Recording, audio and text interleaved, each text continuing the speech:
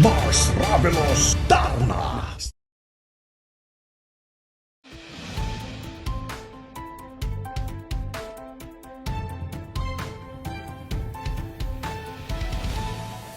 It is no secret that our province has been experiencing with waste.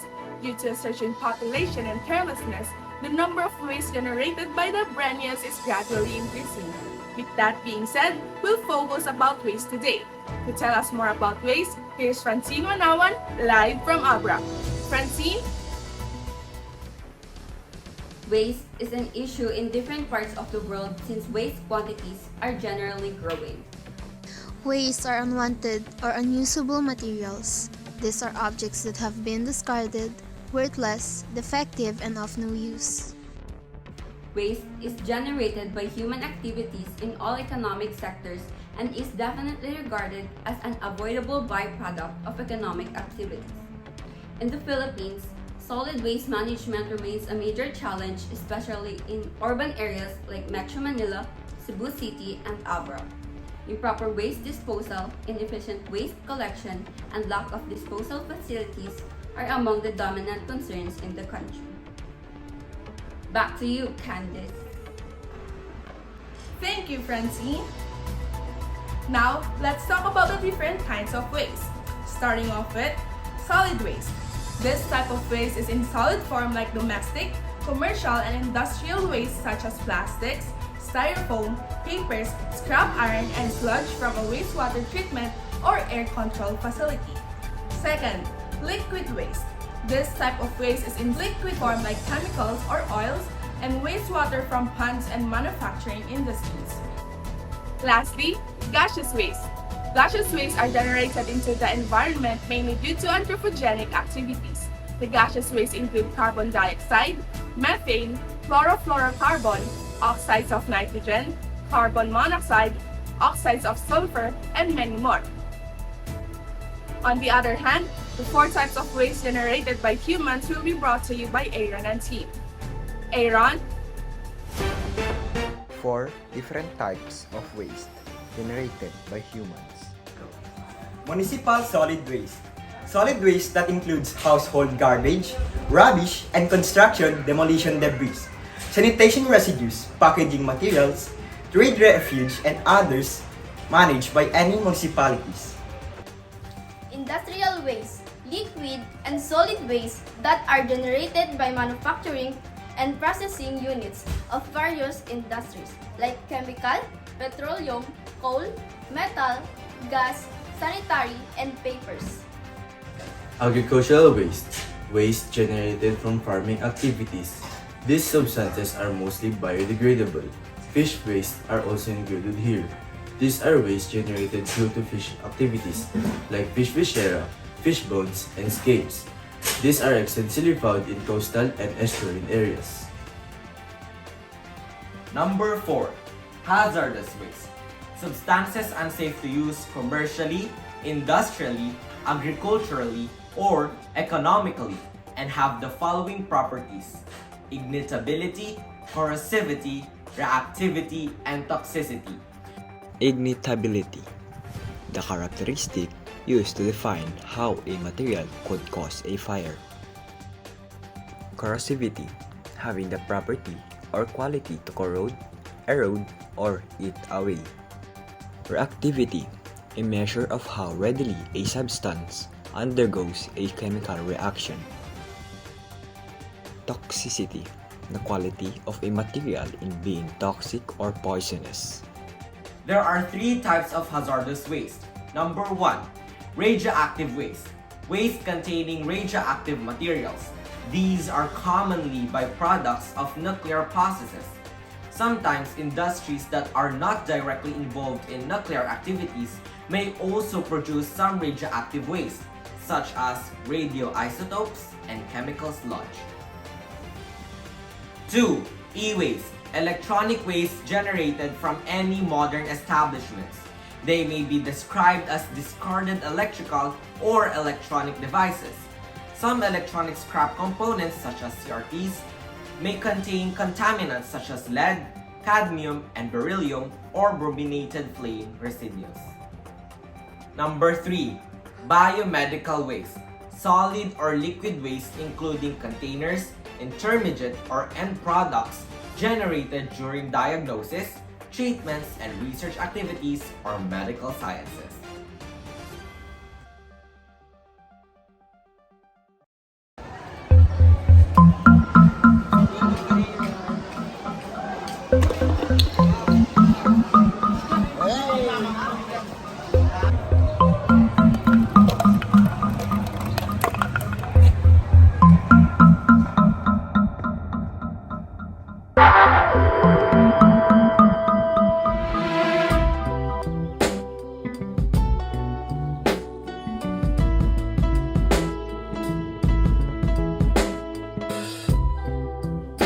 Throw your litter in the bins. Clean up after the past, recycle the present, save the future. For a better change, for a better world.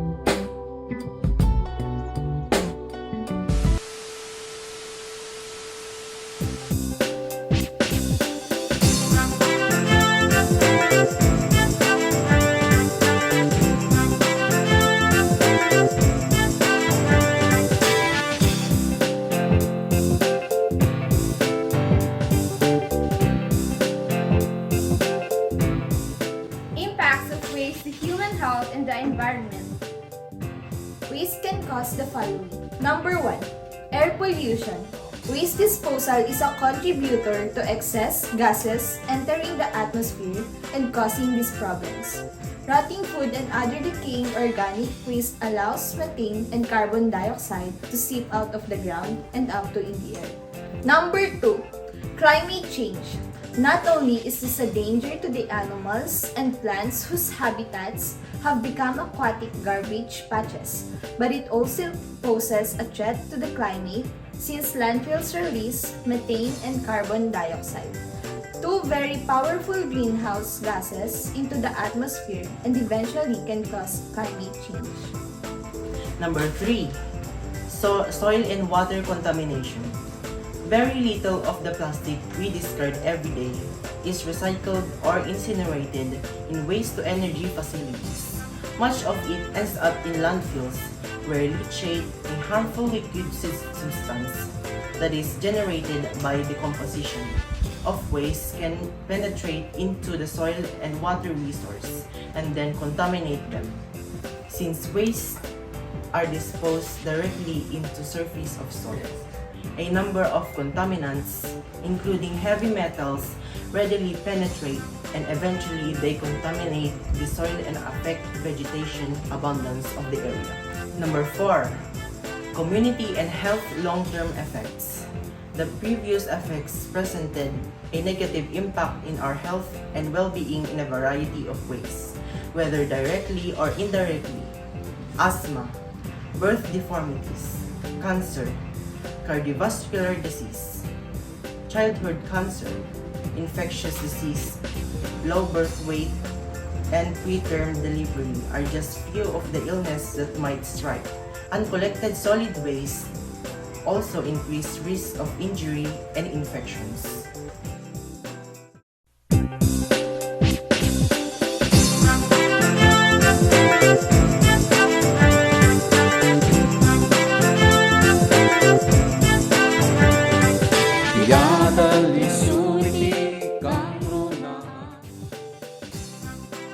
We produce too much waste without proper waste disposal, quickly destroying the environment. Here's a quick look at the consequences of improper waste disposal so you can better understand why it's so crushing. Land pollution. Its components secrete over time, either through rooting or evaporation, and seep into the vicinity. Water pollution. Almost all waste that isn't disposed of in landfills or other facilities ends up in the ocean or another body of water. The water becomes contaminated and slowly loses its ability to support life as it decomposes into the ocean.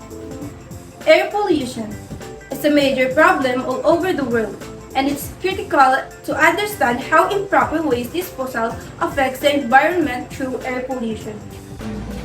Climate change. The contribution and impact of all forms of pollution on the global climate is a major issue. Waste contributes to the formation of gases that deplete the ozone layer. As a result, the weather worsens, raising sea levels and negatively impacting natural habitats and the homes of billions of people. Disease. Untreated waste is a major source of serious diseases. Even contaminated waters can serve as a host for a variety of dreadful diseases. Improperly processed waste is awful because it can spread these diseases to people, plants, and animals alike. Loss of habitat. Each species of animal can live in a variety of environments. Loss of habitat. Each species of animal can live in a variety of environments. This explains why certain species are restricted to particular habitat. However, waste contributes to climate change, which alters the size of habitats necessary for animal survival.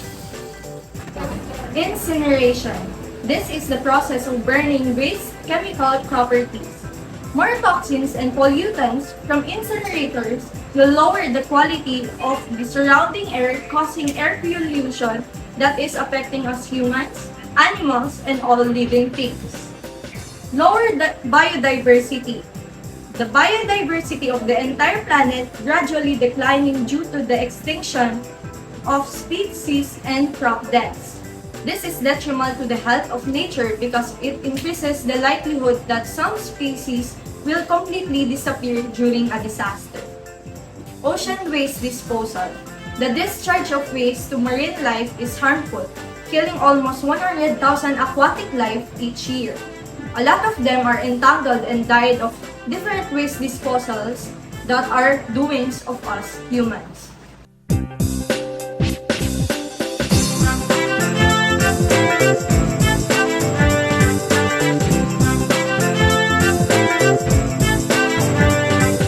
Yada